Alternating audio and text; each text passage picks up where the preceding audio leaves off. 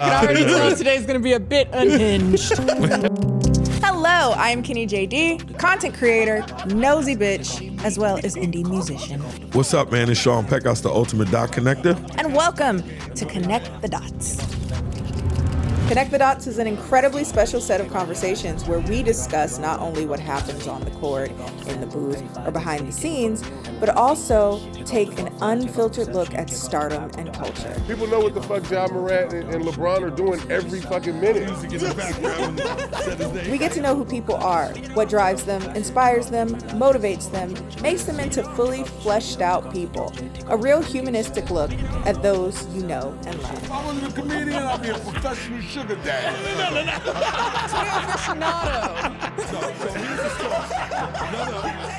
Hey, that's how we got it edited. Shout outs to our partners C4 Smart Energy and PrizePicks. Love you all.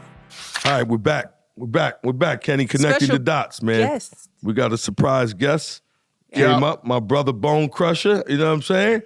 Came up to show some love. Pecos. I love that, man. I love that. Pecos knows everybody, so you never know who's going to come in and say hi. We should just sit here 5 days a week, man, and just see who comes by, who's in and out of town, and just pop them in. Oh, that's crazy. You know what I mean? We should do the storefront at Rally every day, and just see who's rocking and rolling. Absolutely. We know Remler would love that, right, Remler? So what's up, Bone? What's up, my brother? How's the family, man? Everybody's good, man. Everybody's good, man. You looking good, man? Good. Hey, let me tell you something. I'm just honored to be here amongst my friends. It's just all about. What's going on with you, man? Tell Kenny a little bit about our history. Well, you know, I've been on Pecos for about 50 years. He's a young 50. You know what I'm saying? But I've been on Pecos for, I don't know, man. How long been on you? About 20-some years now? About 20-something years. So let's give everybody the rundown.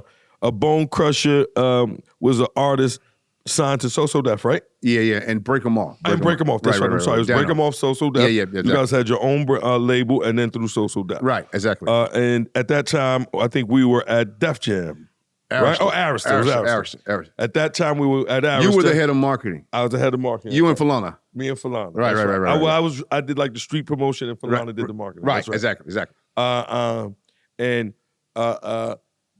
I remember because me and Jermaine Dupri always used to get into it. Absolutely. And the reason, this is serious because yeah, he's that serious. I was a New York guy, right? Mm-hmm. Right. And I loved New York hip hop. I was always big into, like the Jay-Z, the Biggies, Wu-Tang Clans, right? Absolutely. And the one thing that I never really appreciated that I did later on in life was how much of a great ear Jermaine Dupri had when it came to hearing great artists, when they're able to see superstars, and to be able to give us great records to work. Right. And I think one thing that a lot of people probably don't know, and me and Bone can attest to it because we were sort of together on one thing, is that Southern music really had a real stronghold in New York and in the Northeast corridor right around after 2007, 2008, right? What year was it before that? You're waiting for that. Like 2000, I met you in like 2003. Okay. Right. 03. Yeah, 3. Okay. God, it's a long time ago. So Bone recorded a song that some people would consider a Southern song, right? Only because you were from the South. I'm saying how we got to where we were going. Right. So Never Scared is a single that as soon as I heard it, Kenny, when I tell you I was blown away, you hear the big, strong voice, you know what I mean? Guy's energy's crazy. Right. But, me starting out in that music in that era, knowing L.A. Reid, right? And then and Jermaine, who I love to this day. I always say 2 of the best years we've had in the music industry. Absolutely. And they gave us this record, Never Scared. Man, when I told you, when we gave that record to Hot 97, Funk Master Flex, and them club DJs. We're crazy. Crazy. Let me tell you something. Mr. C, gotta give it up to Mr. C. Mr. C was the first DJ up here to bring me to New York. Wow. And I don't know if it was the tunnel or something that looked like the tunnel. Yeah, he had. I'm gonna tell you. I forget. He had a club, not the tunnel. I think it used to be on a Tuesday night or something like that, because the tunnel was Sundays. Yeah, right. Yeah. I remember. Yeah, I performed there, man, and he was like, "Yo, Bowman, you got to come up. You got to see how they love this record." Right. And I was like, "Shona." Yeah, because I'm from the South, and I'm whatever. That's right. At that time, we were, to your point, like bumping heads as far as the North and the South, as far as out of respect for, our great founders, you know what I mean? Yeah, of course. But the whole thing about it was at some point we had a little rift, and it was like the South and the North and this and that. It was great competition. Friendly competition. Yeah. Right? So, but the whole thing about it is that when I got to the spot that Mr. C brought me to, man, it felt like the bounce in Atlanta. Right. So I'm like, yo, this is crazy. So when he put the record on, Peckers, the crowd went like I was at home. I said, man. It went crazy. I said, New York is on this. They love it. They love it. And, I think it had a lot to do with DMX, God rest his soul. Yeah. And the X really set up the energy space for guys like me to come into New York. And just kind of like, and it just kind of blend into the energy of what this city is about, which is like progression, power, and not giving a F. I don't know if you can cuss over here. No, come on. Oh, you can cuss over here? Yeah, we're not giving a fuck. You know what I'm saying? We just say fuck. Yeah, you say fuck. You know what I'm saying? So that's what it really was about, man. Like that energy, man. And then, after that, man, I met you. I met the whole staff at Arista. Yeah. And me and Peckers, out of everybody that I was around, for some reason, this guy, man, I like meshed with you, dog. Yeah. I don't know. I don't remember we met. That's all. It's been that transparently touched in that space, right? Yeah. I was like, man, Peckers has always been 100, always been the type of guy. Thank you, bro. That's been a sincere and very powerful energy. Thank you. And even though I haven't seen Peckers in a long time, I've always mentioned your name as one of the greatest to ever be in this game. You know what I mean? Thank you. Real talk, man. Like even with your sports and with music, like a lot of people know you about sports now, but back in my day, you were the man. Like all the PDs love Peckers. Yeah. All the radio people love Peckers. Nothing about you, man. I never heard anybody got a bad word about you, man. I smack them in the face. We don't want you smacking them. All right, we do it. We got guys for that, Bone. Don't worry about it. We got guys for that. Yeah. It's all good. But Kenny, what's crazy is, right, this song, man, could you imagine somebody singing this Never Scared song with not a big personality or not a strong Absolutely not. cadence like he had? It wouldn't work, right? You had to... I'm about to show my age a little bit. When I was in 8th grade and we were playing it, or no, actually younger. But that's a good thing. Yeah. And it was like so like it brought everyone together. It made them feel powerful. It made them feel ready to tackle 7th grade or whatever. Yeah. But I guess that really shows that it was a song that really transcended generations. It wasn't just people who knew. That's beautiful. Yeah. So that's beautiful. When I wrote that record, I was in a weird space at that moment in my life. I was broke, my kids, I couldn't feed my children. And I was in a session with the Youngbloods, shouts out to J. Bo and Sean Paul, and Big Oomp at Big Oomp's house. And I wrote 2 hooks for this beat they had. And I kept the Never Scared. So it was a whole nother beat, a whole nother tempo, a whole nother sound.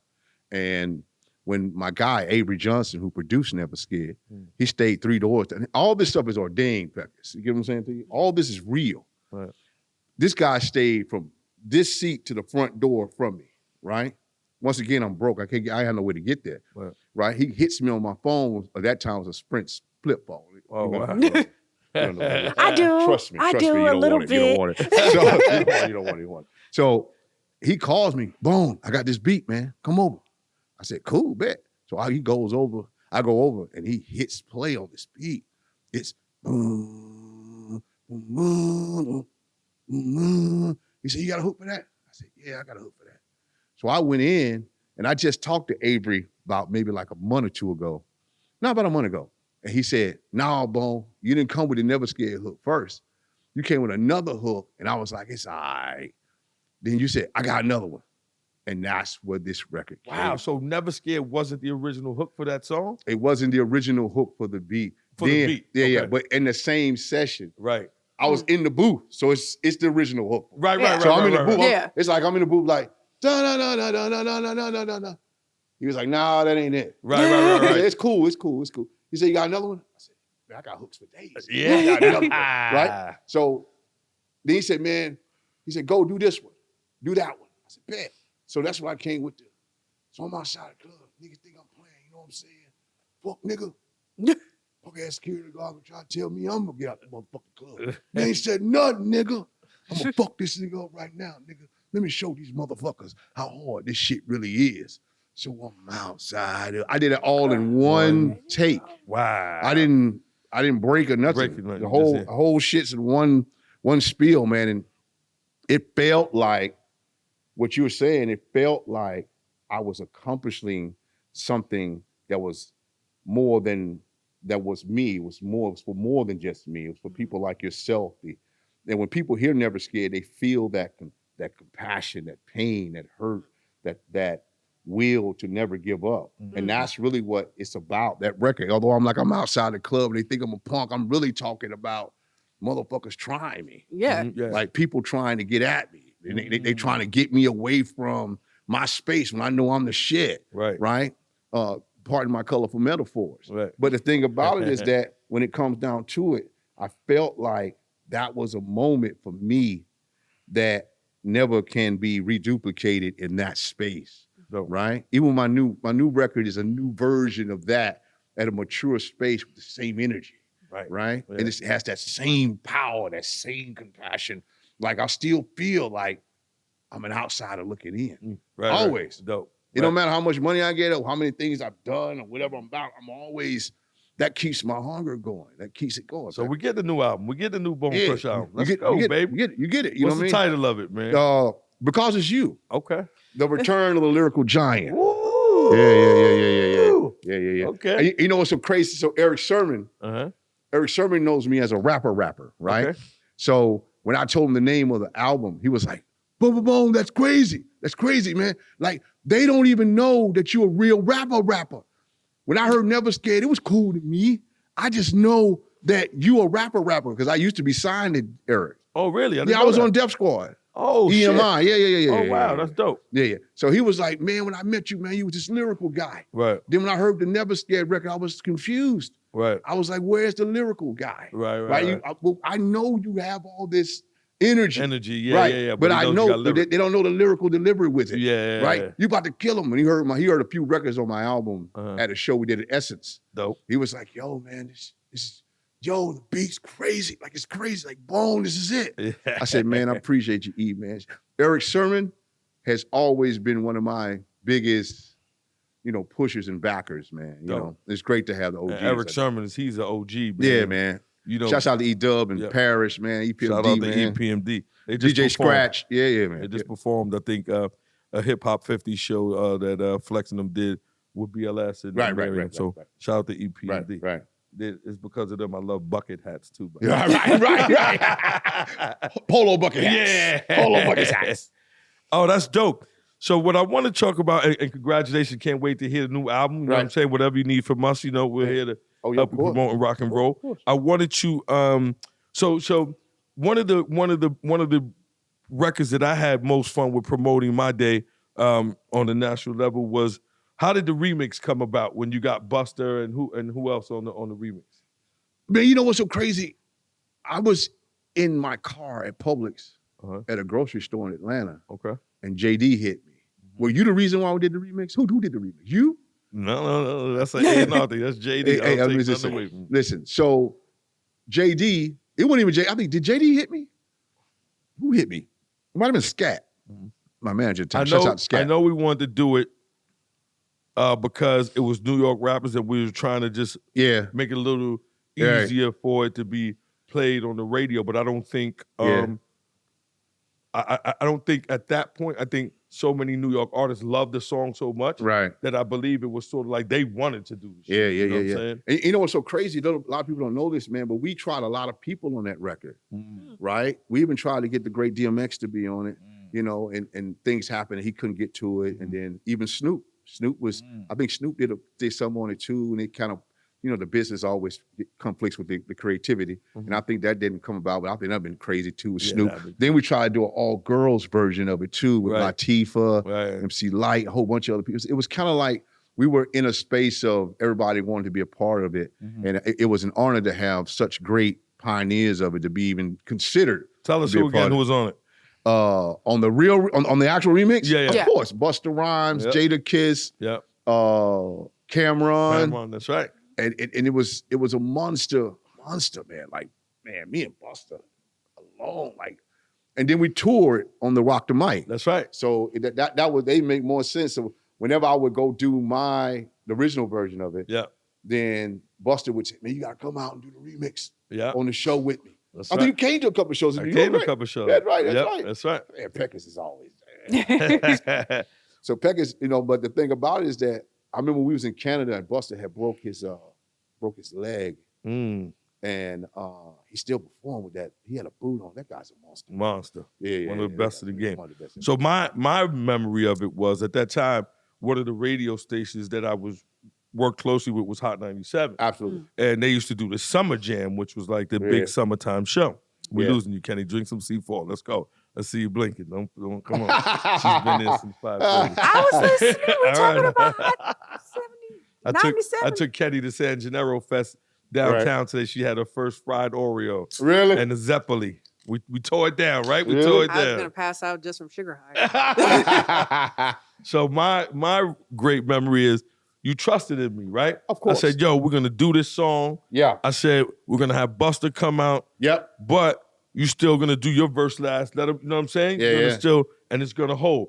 And I said, we're gonna do this song at around 8:30 when the sun is coming down. Yeah. Remember that? Yeah. I said, because I do remember. 9 o'clock, 10 o'clock, Hot 97 Summer Jam, people were too drunk and high already by that time. Absolutely. People start fighting, stabbing each other, all type of crazy shit. The nutcrackers would set in, and weed set in and start getting crazy. I said, Bone, you trust me? Because everybody's like, oh, yo, be careful, Summer Jam, they're gonna boo you. I said, they're not gonna boo my guy. Right. He's gonna fucking come out here. Buster's gonna come out. He's gonna tear a new asshole in this place. Absolutely. 8 o'clock, right? That sun came down. We took that prime time slot and tore the roof off of a roofless fucking place. You better believe I'm it. sitting here thinking, like, I can imagine, like, the sun setting and people are already like drunk and high and stuff. And that song in particular, right? Of all records, right? Of all records, to unite people, ironically. Tore the fucking roof off of MetLife. It makes sense to me. I think we had to do the shit like 2-3 times, right? Yeah, we did it again the next year. Yeah. That was the year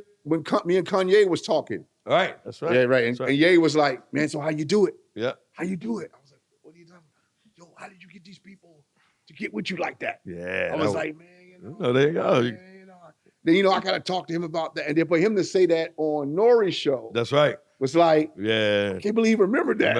That's crazy, man. Shouts out to Ye, man. That's my guy. Shouts out to Ye. Yeah, that was big. That was a big moment. You brought Buster out. Buster tore it down. But you've always been a visionary, though. Yeah. Always, like, anytime we would do something, like you were the reason why I was hosting the BET for that week. That's right. Remember? Yep. You was like, Bone, you should take the job. Take it. That's right. He said, take the job. That's And I was right. like, you sure I did the job back? Come on, like, Kenny. Who's not going to love Big Bone, man? Come on, look at this guy, man. The energy's perfect. Oh, you got to fucking I was do like, it. you sure I did the job? You take the job. And then the guy that was the producer was like, don't take the job.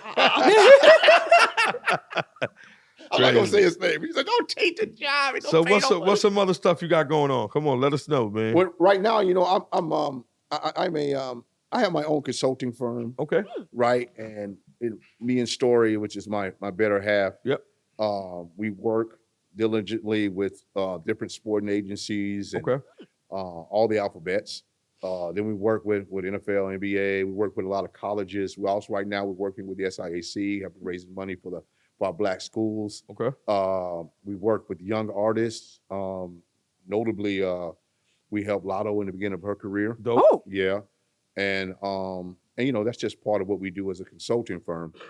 And but now I'm also the director of culture community affairs for Fan Control Sports and Entertainment. And now we're starting up. We got basketball coming, and we have football. And our football program is based around Madden Live. Yep. If you can picture that, and it's kind of a what happens is that plays are run on the field and our fans call into the Johnny Manziel, who's on our team, they would call into his earbox and say, run a route. So you mean I can take I can play this game. Right. Call Johnny Manziel. Right. And tell him if in my football mind I'm thinking what's the best route or the best call to do, he'll do it right there live. Do it right there live. Woo! Yo, Kenny. Do it right that's there live. crazy right there, baby. Technology is getting weird. Yeah, he do it right It's getting very weird. It's crazy. It's crazy. And we got 8 teams. Quavo has a team from the Migos. Okay. Richard Sherman, Marshawn Lynch, T.O.'s in our league as well. Dope. And so is Joe Montana. I mean, just list goes on and on and on. But the thing about it is that what I like about it is innovative. It's a space of sports, which I love and which you love. Yep. And I'm proud to be a part of it. You know what I mean? And the thing about it is that but also, I got my album coming out. That's right. Yeah, The Return of the Lyrical Giant. Yep. That's produced from Drummer Boy produced the first single. DJ Toon produced on it. Jazzy Faye produced on it. Dope. 80 Empire produced on it, who works from Canada, so my family.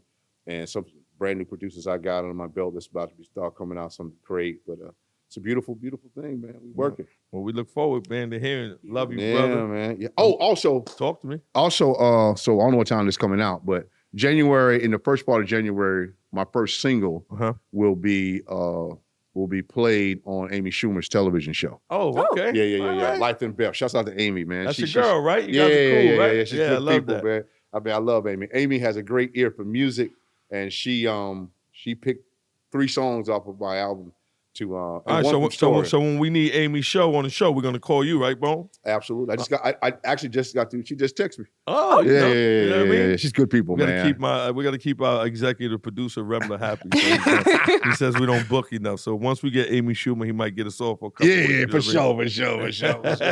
sure. But I want to say thank you, man, for always being real. Thank know you. we're gonna sit down and rap about the sports stuff you got going on. We'll check out the album. Yeah. And you always got a home here, my brother. Hey, let me tell you something about it, man. Thank you. Thank you again. I can't listen. We older guys, man. We gotta stay with the young folks. It's popping. Hey, man, you know, tell you something. Kenny's our girl. It's also like a history lesson. Hey, I love it. I love Gen Z. You guys are the best. I'm late millennial, but close Are you late millennial? Yeah. Said late. Close enough. Close enough. Ain't nothing wrong with that. Millennials still young. Thank you, my brother. Anytime, Coming man. by, connecting the dots. That's what we do, man. We put people together.